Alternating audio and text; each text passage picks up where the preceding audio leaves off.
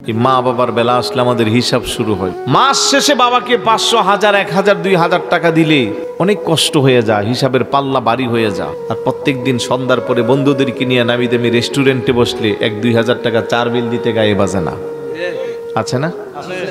স্ত্রী সন্তানকে নিয়ে পার্কে ঘুরতে গেলে 5-10 হাজার টাকা মনে হয় যেন কিছুই না। আর বাবা মার ওষুধের জন্য 500-1000 টাকা দিতে গেলে 100 বার হিসাব শুরু হয়।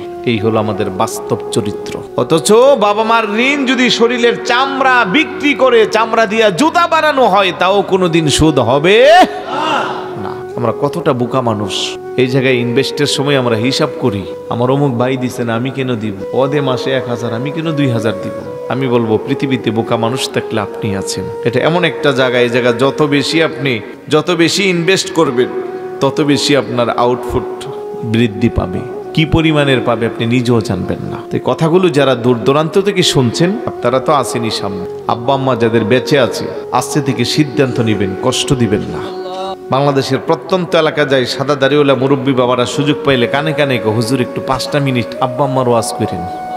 ওনাদের কথাগুলোর নিঃশ্বাসে আমার কেন যেন আমার বিবিকে নাড়া দেয়, মানুষটা বেশি একটা সুখে নাই। বহু বাবা নির্জনে চক্ষু বন্ধ করে কান্না করে, কেউ জিজ্ঞেস করলে কই, আমি কান্না করি না, আমার চোখে এমনি ময়লা আসছে এই জন্য পানি পড়তেছে। বহু মা ঘুমটাটারে টেনে লম্বা করে নির্জনে বুকটা বাসায় ফেলে কান্না করে, কারো কাছে বলতে পারে না, নীরবে নিবৃত্তে তাকে শুধু পেরা দেয়। কারণ বহু মা আছে জীবনে ভালো করে পেট পুরে খাবার খায় না। মারা তো রান্না বান্না করে সবাইরে খাওয়ানোর পরে খায়, সবার খাওয়ানোর পরে গেলে একসময় তরকারি থাকে, ভাত থাকে না, ভাত থাকলে তরকারি থাকে না, পেট পড়ে খেতে পারে না।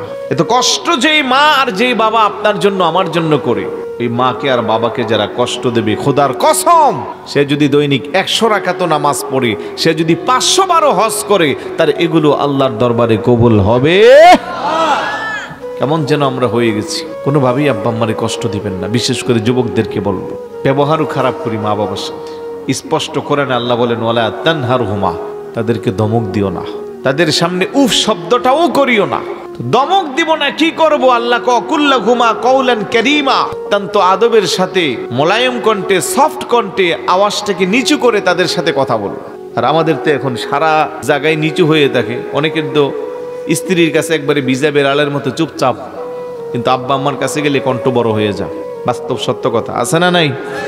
খবরদার, এটা করবেন না। এখানে ব্যাখ্যা তাফসির পড়ে সরাসরি আয়াতের অর্থই হলো দমক দিও না, সফট কণ্ঠে কথা বলো। আপনি বলবেন আমার আব্বা বুড়া হয়ে গেছে, মেজাজ খিটখিটে, ভালো কথা বলেন, আমার যা ইচ্ছা তা বলে। তো বুড়া হয়ে গেলে এটা ছোট মানুষের মতো হয়ে যায়, এটা আমরা জানি। তো ছোট বাচ্চা কত কিছুই করে, এই জন্য কি আমরা রাগ করি? আপনি যখন বাচ্চা হয়ে দেখবেন সে আপনারে কত ডিস্টার্ব করে, এক কথা 100 বার বলে, আপনি বিরক্ত হন? তো ঠিক আমিও তো ছোট গলে আমার বাবাকে এরকম করেছি, আমার বাবা তো বিরক্ত হয় নাই। এখন বয়োজ্যেষ্ঠ অবস্থায় বাবা 2টা কথা বললে কেন আমার মেজাজ গরম হয়ে যাইব? আমার বাবারও তো এরকম মেজাজ ছিল, আমার সাথে তো তখন করে নাই। তাই একটু মেজাজটারে ঠান্ডা করবেন। আব্বা আম্মার মতো নিয়ামত যাদের বেঁচে আছে, খেদমতের মাধ্যমে নিজেকে দামি বানান। কে কি করলো না করলো এগুলা সব একদিকে রাখবেন, আপনি কি করলেন ওইটাই আপনার সম্পদ। কথা বলেন ঠিক কিনা?